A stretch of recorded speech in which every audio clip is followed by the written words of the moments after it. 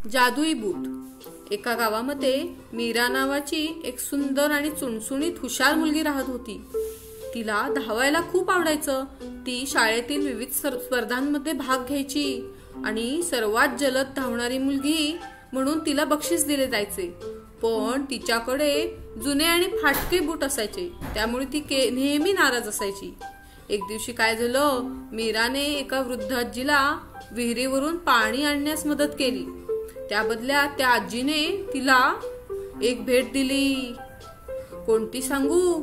जादुई बूट। आणि म्हणाली, हे बूट आहेत ना, तुला वाऱ्यापेक्षाही जलद धावायला मदत करतील, पण त्याचा उपयोग चांगल्या गोष्टींसाठीच कर बर का मीरा। मीरा आनंदाने धावू लागली। तिने शाळेतल्या सगळ्या शर्यती जिंकल्या, नंतर मोठ्या मोठ्या स्पर्धांमध्ये भाग घेतला आणि खूप बक्षिसे मिळवली। बक्षिसीतून मिळालेले अन्न, कपडे, पुस्तके, पैसे सर्व ती गावातल्या गरीब मुलांमध्ये वाटायची। ही बातमी एका श्रीमंत व्यापाऱ्याच्या कानावर गेली।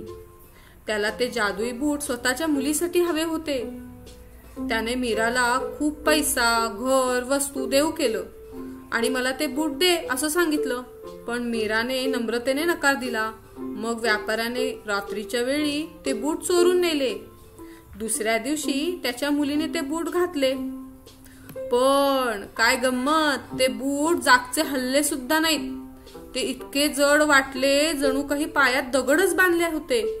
मीरा हसून म्हणाली, हे बूट ना फक्त त्यांच्यासाठी आहे ज्यांच्या हृदयात दयाळूपणा आणि मदतीचा हेतू आहे। व्यापारी लाजला, त्याने माफी मागितली। मीराने त्याला माफ केलं आणि तो पुढे सगळ्या गरीब मुलांसाठी खेळाच्या सुविधा देऊ लागला।